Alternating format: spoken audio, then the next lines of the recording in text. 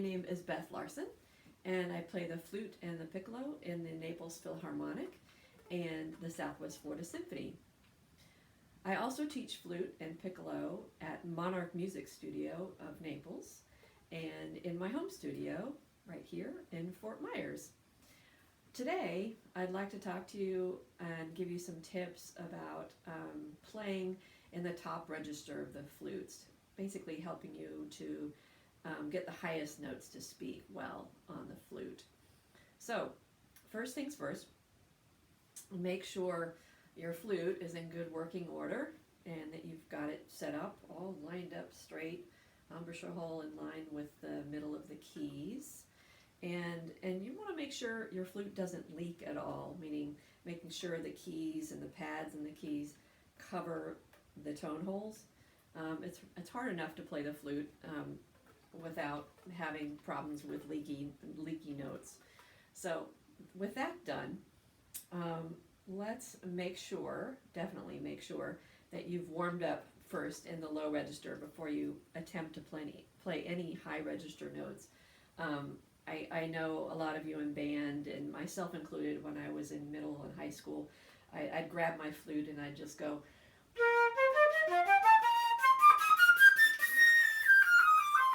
in a hurry to warm up, and I'd play the B flat scale a little too fast, and my lips and everything would be, just not ready for the onslaught of the air. So give yourself some time when you start to practice to warm up in the low register of the instrument, because the low register is going to be the foundation of your sound for the middle and high registers. So make sure you warm up. I usually warm up with a chromatic scale going down.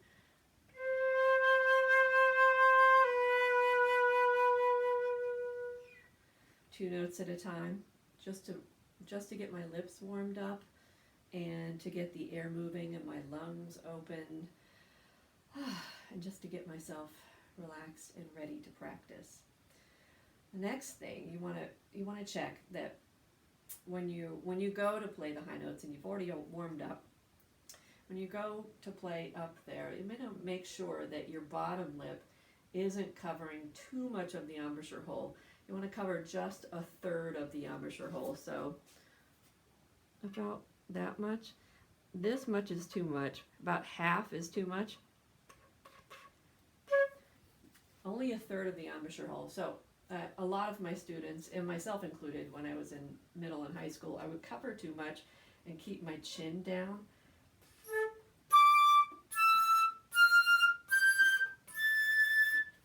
And boy, I'd get the high notes very easily, but I wouldn't have a very good quality sound. It's kind of thin and small. It's very difficult to play loudly with that amount of coverage. So make sure you keep your head up and only cover a third of the embouchure hole. And you can feel that a little bit on the bottom of your lip, that your bottom lip is sort of slopping into the embouchure hole. Next, make sure when you want to play higher notes on the flute that you used a faster airstream. Now that doesn't mean pinching your lips and pushing the air through that smaller opening. Yes, you do make a smaller lip opening, but if you push the air through too small of a lip opening, you'll get, again, another thin sound. And sometimes if you're really pinching a lot, your lips will buzz. It's awful. We play a woodwind instrument, not a brass instrument, so we definitely want to avoid buzzing our lips to get a high note on the flute. So if you've noticed that happening, trying to get some of the really, really high notes on the flute, it's most likely because you haven't taken a deep enough breath and you're not moving enough air from your diaphragm all the way up. So instead, practice taking a long, slow, deep breath and then attacking the note with a lot of air. And your lips are just going to gently wrap around that airstream and just focus it and put it in the right place.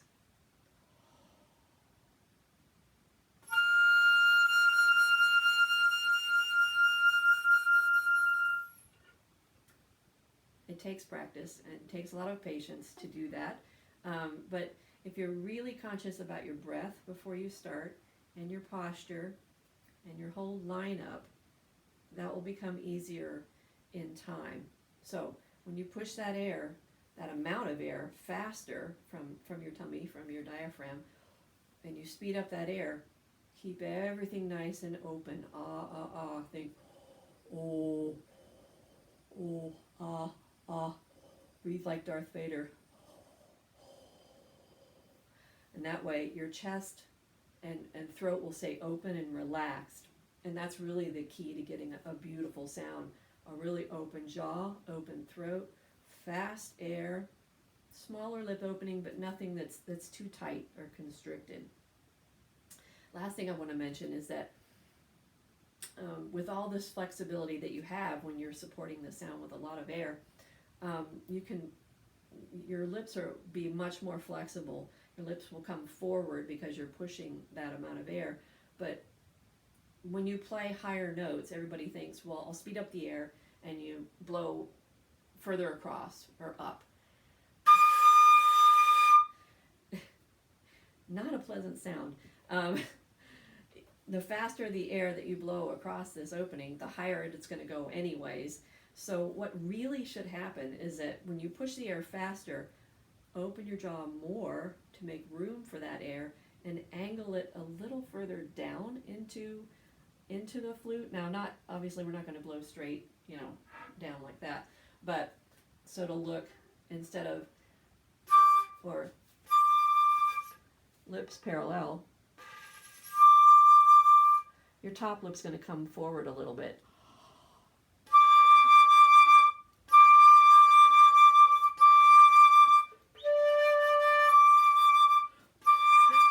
So just like a good operatic singer, you would sing low, then high.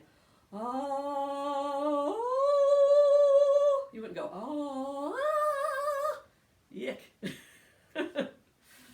So all of this needs to remain quite relaxed and open, and even more open, with much more air and support, just to leap up to the high register. And last, but certainly not least, you've got to know your high register fingerings. A lot of the times on the flute, you'll get two notes off of one fingering. The middle, low and high B flat. You just blow faster air and you'll get the note to speak. But once you get above C sharp, in the third register, new fingering for D, and this is a real pet peeve of mine in teaching. Play your high D properly, finger it, thumb, 2, 3, pinky. It's not middle D overblown. It's left hand thumb, second, third, pinky. That's it. So many times I hear students play the upper D, fingering the low D. I call that low D, or middle D with a cold, high D with a cold, with the proper fingering. Voila, you'll get a much clearer sound already. So check your fingerings. A really great and free app online that you can get is called Flute Finger Charts, and it's a green and white app. So I recommend you all download that. Keep it on your phone, on your tablet, on your computer. It contains all the fingerings for the flute and all the trill fingerings for the flute, and alternate fingerings for the flute, ones that you can use when you want to bring the pitch down if you're going too sharp, and we all go quite sharp in the third register, unless if you practice being relaxed, then you won't go quite as sharp. But it's nice to have those alternate fingerings too, so make sure you get that app. So with that said, practice your low register, and this is what I do. When I practice the low register to get into the upper register, I'll practice octaves. So once I've established that low register, say on a B,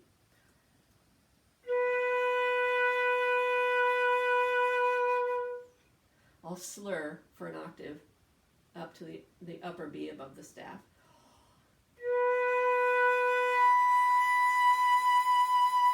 By just speeding up the air, not squeezing my lips, you speed up the air, move more air, your lips will just direct the air. You won't, no smiling embouchures allowed here, no pulling back of the corners. It's all more of a pucker like when you whistle. Let your lips follow the strength of the airstream up to the octave. Then, once I'm comfortable, starting in the second octave, and I'll attempt the higher B, high B natural.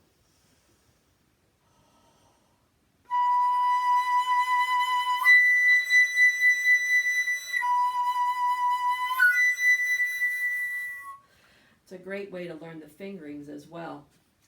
The upper register fingerings all are derived from the lower register fingerings, from the middle register fingerings. And I have a list, a little checklist, a little cheat sheet that gives you some shortcuts to learning those upper register fingerings, so you won't have to look at a finger chart.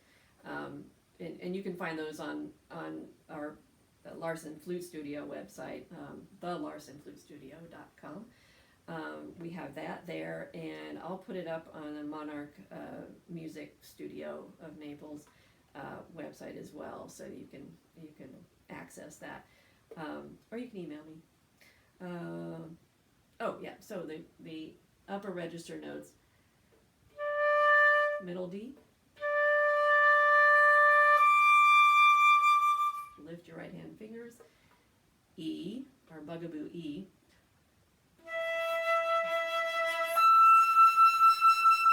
You lift your third finger, and so on.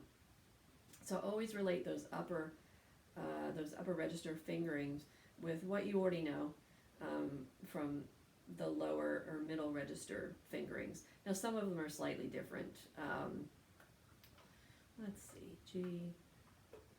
High A flat, take off your thumb and first finger.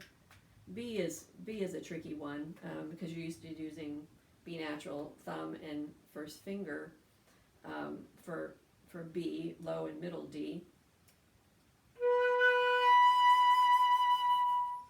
Right? So you actually have to add some kind of odd fingers in order to get the upper B, and that's third finger left hand, third finger right hand on the second trill key.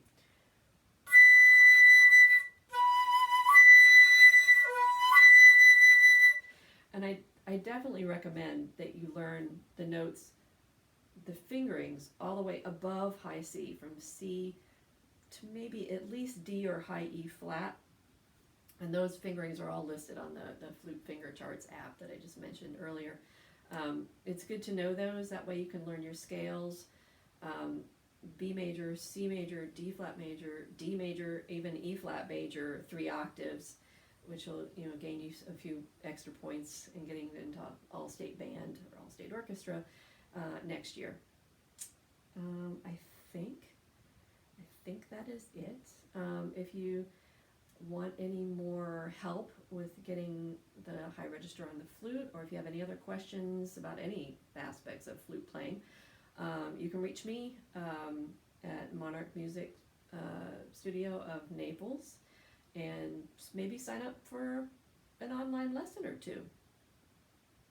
I also give online lessons out of my home studio, and you can contact me through our website, larsenflutestudio.com. So, happy fluting, everybody, and keep practicing.